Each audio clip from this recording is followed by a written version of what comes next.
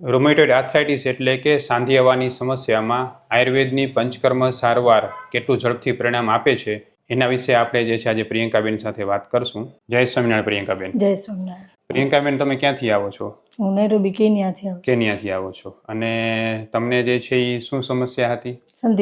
સંધિવાતની. અને એમાં શું થતું તમને? જકડાટ થઈ જતી કાંડામાં, પગના સોજા ચડી જતા, કાંડાના સોજા ચડી જતા, આખું શરીર જકડાઈ જતું. આખું શરીર જકડાઈ જતું. અને જે ઈ સાંધિયો વા હતો એ તમને લગભગ કેટલા વર્ષથી હતો બેન? 7 વર્ષથી. 7 વર્ષથી હતો. અને એના માટે તમે જે છે એ કોઈ અલગ અલગ મેડિસિન્સ કે કંઈ લેતા હતા નિયમિત રૂપે? હા, મેડિસિન લેતી. સ્ટીરોઇડની દવા લેવી પડે, પેન કિલર લેવી પડે, રોગ પ્રતિકારક શક્તિ ઓછી કરવાની દવા લેવી પડે, બધી દવાઓ 4 જાતની અલગ અલગ ગોળી ચાલુ હતી તમારી?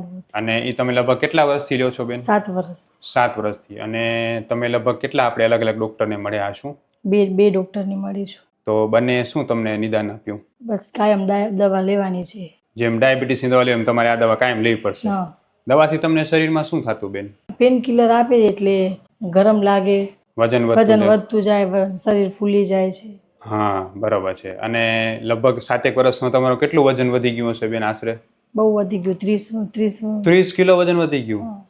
બરાબર, સાચી વાત છે બેન. જે દવાઓ છે એ વજન તો વધારે જ છે. તો પછી તમે આપણી હોસ્પિટલની જાણ કઈ રીતે થઈ કે અહીંયા આયુર્વેદ સારવાર થાય છે આના માટે?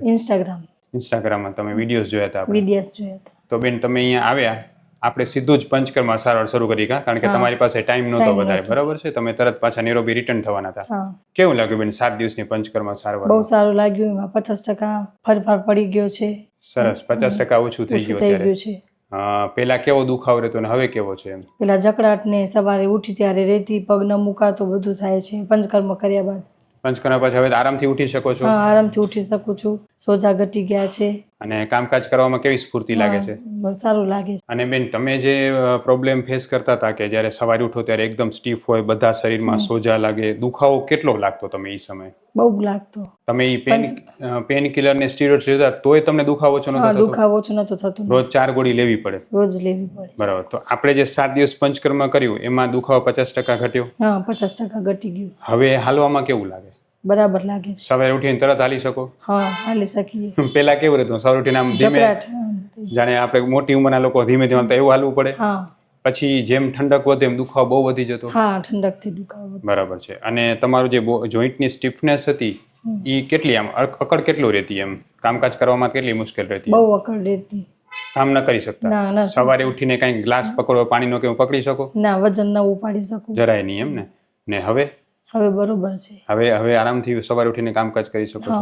ખરેખર જે છે એ બેનનો દવાને શરૂ કરવાને માત્ર 7 જ દિવસનો સમય થયો અને એમને નૈરોબી વાંચું જવું હતું એટલે એમણે તરત તાત્કાલિક જે છે પંચકર્મ સારવાર શરૂ કરાવી. અને રિઝલ્ટ આપણી સામે છે કે આયુર્વેદનું પંચકર્મ સારવાર કેટલું ઝડપથી પેન ઓછું કરી શકે છે.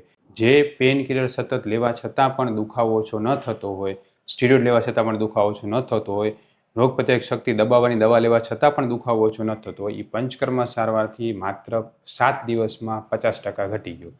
હું ડૉક્ટર વિશાલ પંડ્યા, એક MD આયુર્વેદ ડૉક્ટર છું. મેં મારો 10 વર્ષ સુધીનો MD આયુર્વેદનો અભ્યાસ જામનગરની વિશ્વ પ્રસિદ્ધ આયુર્વેદ કોલેજમાંથી કરેલો છે.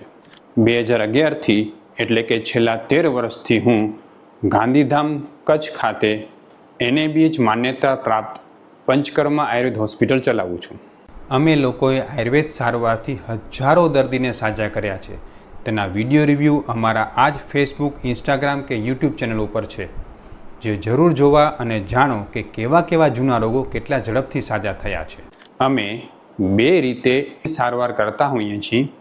સૌથી પહેલાં તો કચ્છ કે એની આસપાસના દર્દીઓએ હોસ્પિટલમાં રૂબરૂ બતાવવા માટે આવવું, અને બીજું કચ્છથી દૂર રહેતા દર્દીઓ માટે ઘર બેઠા ઓનલાઈન દવા પણ મંગાવી શકે છે.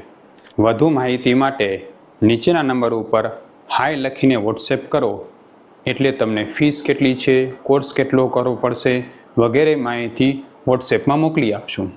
જકડાટ તો બેન લગભગ ઓલમોસ્ટ હવે વહી ગઈ ને? જકડાટ સ્ટીફનેસ રહેતી હતી તો ઓલમોસ્ટ.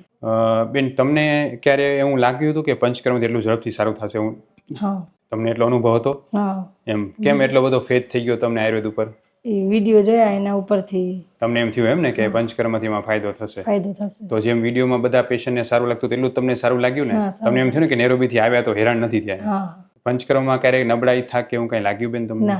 કોઈ દિવસ કોઈ નહીં. દિવસ અને ડે બાય ડે તમારી જે સ્ટેમિના ને સ્ફૂર્તિ છે એ વધતી જતી હતી. હા હું તમને એ પણ કહેવા માંગુ છું કે તમે કોઈ પણ જગ્યાએ પંચકર્મ સારવાર કરાવો તો ખાસ ડૉક્ટરને 3 પ્રશ્ન પૂછો. સૌથી પહેલો કે એનાથી તમને કોઈ થાકાડો કે નબળાઈ તો નહીં લાગે ને. બીજો પ્રશ્ન એ પૂછો કે તમારો રોગ કેટલો ઝડપથી દૂર થશે ને ત્રીજો પ્રશ્ન એ પૂછો કે શરીરમાં કેટલી સ્ફૂર્તિ વધશે. પંચકર્મ સારવાર નિષ્ણાત ડૉક્ટરના માર્ગદર્શન હેઠળ કરવામાં આવે શરીરમાં સ્ફૂર્તિ વધે છે, નબળાઈ નથી આવતી અને રોગ ઝડપથી કાબૂમાં આવે છે. જેમ કે બેનનો વાનો રોગ 50% કાબૂમાં આવી ગયો. બેન આટલો ઝડપથી ક્યાંય ફાયદો થયો છે કોઈ દી 7 દિવસમાં ના. વામાં? કોઈ દી નથી થયો ને? ના નથી થયું. તમારા જેવા પેશન્ટ હશે બેન કે જે વિચારતા હશે કે વામાં પંચકર્મ ફાયદો કરશે કે નહીં કરે, એને તમે શું કહેશો આપણી આયુર્વેદ સારવાર વિશે? એને સલાહ આપીશ કે અહીંયા આવે ગાંધીધામ.